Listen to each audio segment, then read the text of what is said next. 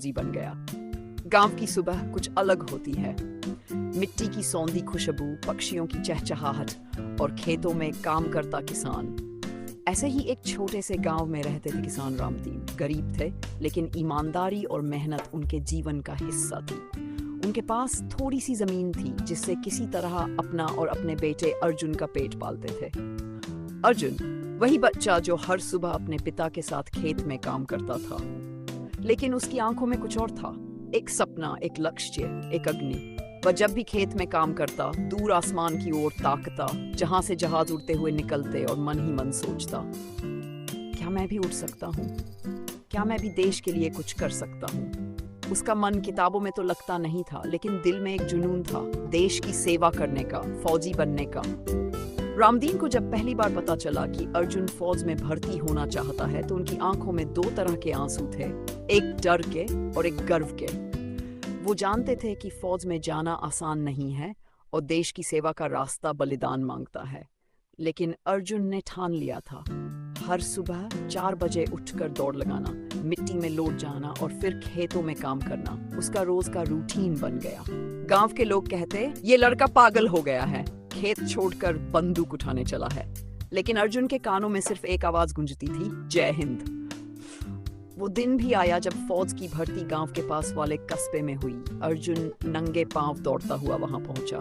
सैकड़ों लड़के थे, सबकी आंखों में एक ही सपना। दौड़ शुरू हुई। पसीने से लथपथ अर्जुन ने पूरे दिल से दौड़ लगाई। उसकी सांसें फूली हुई थी, लेकिन कदम नहीं रुके। चयनकर्ता ने जब उसका नाम बुलाया, तो अर्जुन की आंखों से आंसू बहने लगे। वो रो नहीं रहा था, उसका सपना साकार हो रहा था। भर्ती की प्रक्रिया पूरी हुई और एक दिन वो वर्दी पहनकर घर आया।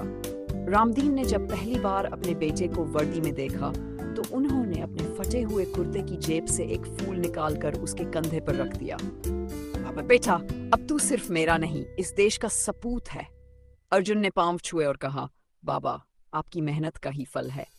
ट्रेनिंग के बाद अर्जुन की पहली पोस्टिंग कश्मीर में हुई। वहां का वातावरण कठिन था, लेकिन अर्जुन के इरादे उससे भी कठोर। जब पहली बार गोलियों की आवाज सुनी, तो उसका दिल कांपा नहीं, बल्कि और मजबूत हुआ। उसे पता था, ये देश की मिट्टी की पुकार है। एक दिन सीमा पर आतंकवादियों की घुसपैठ की सूचना मिली। अर्जुन अपनी टीम के साथ मोर्चा संभालने निकला। बर्फ में लिपटे पहाड़ों के बीच जब दुश्मनों का सामना हुआ, तो अर्जुन ने सबसे आगे पर मुकाबला किया।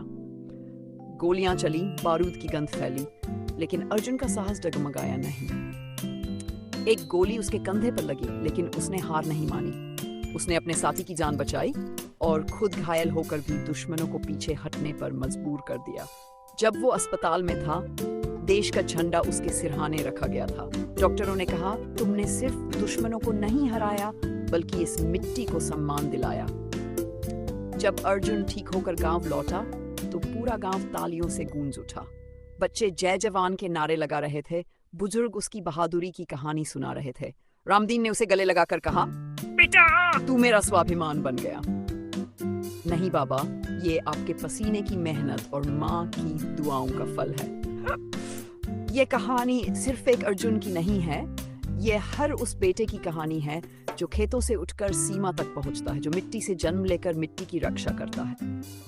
ये प्रेरणा है उस हर बच्चे के लिए जो सपने देखने से डरता है, और उन माँ बाप के लिए जो अपने बच्चों को देश की सेवा में भेजने से कतराते हैं।